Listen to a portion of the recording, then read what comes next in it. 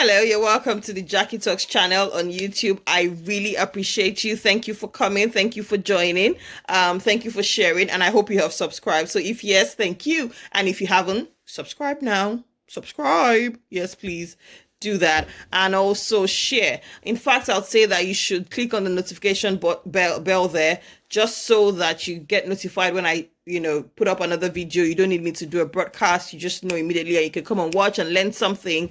Okay, so do that for your girl, yeah? Thank you for the feedback I got on the financial problems video that I did. And now I'm doing a video to help you avoid money arguments. So I'm going to share 8 tips to help you avoid money arguments. These are not just things I sprang up from nowhere, but these are majorly things I have done in my marriage. I have used in my marriage to avoid money arguments. If you ask my husband, he will tell you that one of the things that can make my eyes turn red in a split of a second is money. Not because I love money, but because it gets me on the edge when we have to talk about money, or we have to argue, or there's something wrong with money. Do you see?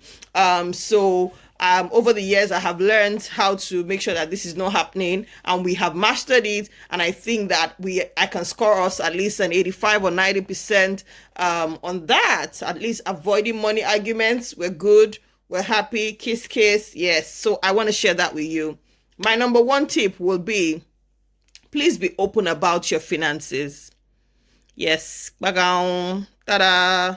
I know that one of the things that we hear, in the spaces of marriage is that, everybody have your money. You don't know how much I earn. Well, unfortunately, Jackie Talks is not going to be a part of that. Marriage, when 2 people come together, they become one. Everything they own, everything they have, everything they are becomes one. We share everything. We bring everything to the table. We don't hold back. A marriage on purpose will not hold back. So you must be open about your finances. When you are open about it, it will reduce your arguments on it. The reason I'll be asking for £200 from you as my husband, and I'm saying I need it, I want it, get it from wherever you can, is because I think you have it somewhere. It's because I'm not aware that you have spent everything you have on certain things that you had to do for us, and you're waiting for your next income. It's because I feel so. Be open. Let's know what we have. Let's know what we're doing with our money. When you earn your income, be open what you're doing with it. So even if you operate a plan where both of you have your money, you probably spend it as you want, you do the things you have to do as a family, and then you must be able to tell each other what you're doing. I mustn't be here thinking as a spouse that, okay, he should have about £600 to give me. No. I shouldn't be saying he should. I should know. So, and I shouldn't be making a demand when, of something that doesn't exist. Do you see what I mean? So you just need to be open. There's no secrecy. If you're having to say, oh, I don't want my partner to know that I've got this certain amount of money, there's something wrong with your relationship, and you must take it. So is it that the person is maybe a spendthrift, and so you're keeping your money away, and that's not good, and you need to talk about that. You need to help them become better. Yeah, they need to see that they need to be better, so that you stop having that need to hide your money or how much you have or whatever you're making from your spouse. Be open about your finances. The next thing is share information. Share information ahead.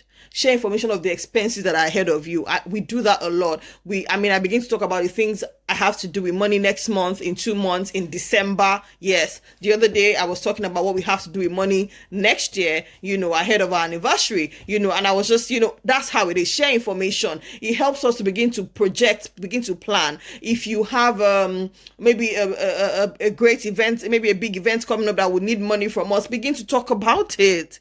You don't just bring it up and say, oh, we have to do this, or we have to contribute this one. No. Do you see? We have to have conversations. Share information. Also share information that can help both of you manage your money better. Okay, if you happen to have one, have a budget. I can't say this enough. My husband will say that one of the things that I brought to the table as soon as we got married was keeping a strict budget. Recently we were going through photos, and we saw a picture of me breaking down his monthly income and how much he had to spend out of a salary that month. I think I was even still dating him then. or maybe it was our first year of marriage, but it was so heartwarming to see that. And it was like, do you remember this? This was when you used to help me budget, and break down my expenses. Yes. And that's something I should share, that there is no shame about who is doing what in terms of managing the finance, whilst you must not control the other. But if you have more grace, if you have more skills and ability to budget, to plan and do those kind of things, please go ahead and do it. My dear partner who is not that kind of person, allow your spouse get into that space where they budget and they help you put a plan to your spending. It's for the betterment of both of you. There's a word like that. It's for the good of both of you. So please, yes, have a budget, track your expenses. It may sound very serious, but yes, money is actually very serious. It's a hot topic. I know what I'm saying. Some people have just split just because they cannot handle the way the other person is doing, treating money and making a mess of their financial lives. I'm telling you that. Number 4, understand your partner's money personality. Understand your partner's money personality. Everybody has a money personality. Everybody. Some people are spenders. Some people are savers. Some people are impulse buyers. Some people are all sorts. You need to understand, okay, how are they wired? Some people, they have already spent the money before they receive the money. You have to understand their personality, and then you treat them according to that personality. So, for instance, let me give an example of what you can do if you have a spouse who, once money gets into their hand, they're just spending. Before the money comes, you start planning the money for them. You start telling them the things that needs money's attention in the home. You begin to tell them the things that need attention, the debts that need to be paid, or the savings that needs to be made. You keep telling them, so that when the money comes, there's no impulse buying, ordering this, buying that, just what I mean. That's why you must understand your partner's money personality, and then begin to work in line with it. That's how to be proactive. You don't just sit down there and be like, that's how he's when he's spending money. No. Or that's how she is. She can buy all the Ashwebi in the world. No, you can't do that. You have to understand her personality and then have conversations around it and have agreements around it.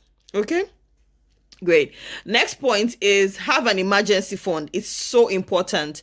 Have an emergency fund. It's so important that you must have somewhere you can run to get some sort of money, if you need it quickly.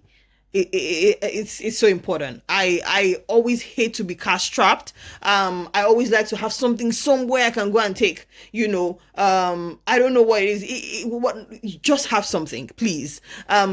As much as you can, don't spend more than you earn, so that you can have something saved somewhere.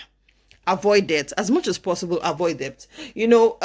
Sometimes you can't do without it, but as much as possible, avoid it. Truth of the matter is, just knowing that you have a debt to pay is sometimes can be a stress. What do you call it? Something that brings stress to your life.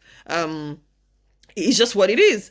And also it means that when you make money, rather than have all the money at your disposal, a certain amount is already going to pay off. There's some people I remember having friends or colleagues, who before the salary came, they already had like a long list of debts to pay whatever was coming. So they were not even looking forward to it. Not a very good way to live. Another tip, and a very important tip, is stay financially independent. As much as possible, as a wife, as a husband, stay financially independent. Be able to, these are the ways that we would avoid arguments, be able to, so whatever it is that we have shared, how we have shared the bills and the expenses, have whatever it is that you need to run yourself for that month, for that year, without having to, disturb each other. I just believe that it's such a beautiful thing to do, so once we have agreed that this is how we're spending our money, then we have a particular amount everybody holds on to, for themselves, and they can stand financially. The moment one spouse always saying, please, can I have 500 pounds there? Or can I have 100 pounds there? Can I have 50 pounds there? Or can I have 10,000 naira there? Every now and then, money arguments will come in. And you remember the topic is avoid money arguments by doing these things. The next point would be discuss financial decisions. Don't just go and make those decisions as if you are the alpha and omega. Please discuss. We are a team, we are partners. Let's talk about it. Let's agree. No surprises when it comes to our money spending. No, please. It's a team, it's a marriage. We're not trying to, no surprises. And finally, keep your money separate from relationship issues. Okay, so sometimes we may have one or two issues, maybe just random issues. Please keep your money separate. Don't now make it, don't use money as a tool. So what am I saying? You are in a relationship, you have an issue, you had an argument, and the next thing that the person wants to do is to say, okay, because we have this argument, we are not going to be able to I'm not going to release this money to you because we've had this argument today, even though it didn't have anything to do with money. Do you see? So you don't want to have that. You don't want to do that. So please keep your money separate from relationship issues. Deal with your relationship issues, but please don't use money as a tool. Never. Just like you should not use sex as a tool. All right. I hope this has helped. Or as a weapon. That's the word. As a weapon. Don't use your money as a weapon against your partner. Keep your issues separate from money. I hope this has helped. I thought I'd share this. I'm sure you must have picked 1, 2, 3 you want to start doing. Leave me a comment, start doing them, and I hope you have a marriage of bliss and one that fulfills purpose in Jesus' name. Have a swell time. Subscribe, like, share, and see you in my next video. Bye.